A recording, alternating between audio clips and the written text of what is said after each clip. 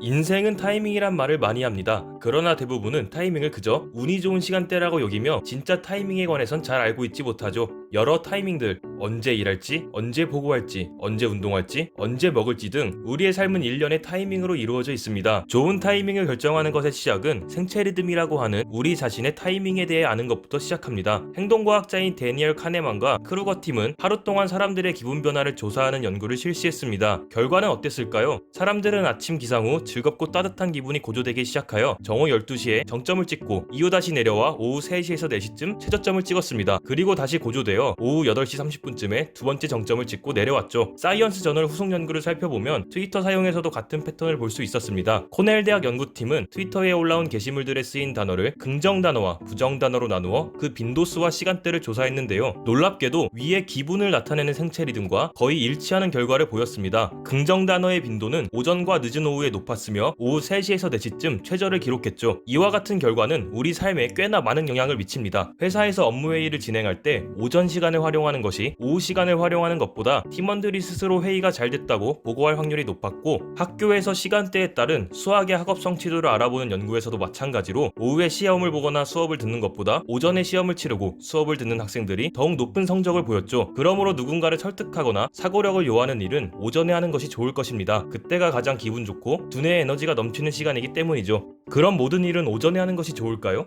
꼭 그렇진 않습니다. 혁신과 창의력에 관한 일은 오후에 하는 것이 더욱 효과적입니다. 시카고 대학의 연구팀은 학생들을 오전팀과 오후팀으로 나눈 후 수수께끼와 같은 통찰력 문제를 내주었습니다. 참고로 오전팀은 아침 9시쯤이고 오후팀은 오후 5시쯤입니다. 오후 그룹의 사람들이 컨디션은 안 좋았지만 문제를 맞출 확률은 더욱 높았습니다. 왜 이런 결과가 나왔을까요? 오전에는 우리의 두뇌는 통제하는 능력, 즉 억제 조절 능력이 활성화되어 있습니다. 그렇기 때문에 자기 조절을 잘하고 논리적 사고와 같은 분석이나 사고력을 요하는 일을 잘 수행해내죠. 그러나 통찰력 문제는 다릅니다. 사고가 논리적이기보단 자유로워야 하고 순간 번쩍이는 영감을 얻는 경험이 있어야 풀 수 있습니다. 이는 두뇌의 사고 조절 능력이 느슨해져 정보들이 자유롭게 연결되기 때문에 가능한 일입니다. 이처럼 창의성과 관련해선 하루 중 컨디션이 좋지 않을 때 가장 커지기 때문에 이를 영감의 역설이라고 부르기도 합니다. 한편으로 오후 시간대는 창의력이 올라가는 시간임에도 불구하고 주의해야 하는 시간이기도 합니다. 부정적 사고는 대개 이 시간에 일어나기 때문이죠. 실제로 통계를 살펴보면 병원에서의 마취 유해 사례는 오후가 오전보다 4배나 더 많이 발생하며 졸음운전은 오후 2시에서 4시 사이에 가장 많이 일어나고 근로자 생산성이 최저점일 때는 오후 2시 55분이라고 하네요. 이외에도 다양한 부정적 사건들이 오후 3시쯤 생겨난다고 합니다. 바로 우리의 생체 리듬이 최저일 때죠. 그렇다고 우리가 이 시간에 일을 안 할 수는 없죠. 이때 유용한 것이 잠깐의 타임아웃입니다. 잠깐 동안 하던 일이 잘 진행되고 있는지를 점검해보는 시간을 갖는 것이죠. 병원과 직장에서 체크리스트를 만들어 일을 시작하기 전 집중력을 잃지 않도록 자기 점검을 하는 것이 좋은 예입니다. 이러한 조치는 순간적으로 기민함을 올리는데 효과적일 것입니다. 그러나 사실 가장 좋은 방법은 낮잠을 20분 정도 자는 것입니다. 타임아웃보다 시간이 오래 걸리지만 그만큼 효과성은 더욱 뛰어나죠. 기민함을 회복하는 것은 물론 학생들의 성적이 향상되고 심지어 정신적, 신체적 건강까지 증진됩니다. 하루 중의 타이밍 외에도 주중,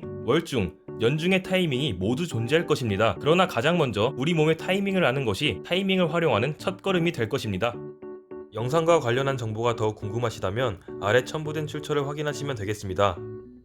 이번 영상은 이만 마치겠습니다. 다음에 더 좋은 영상으로 돌아오겠습니다.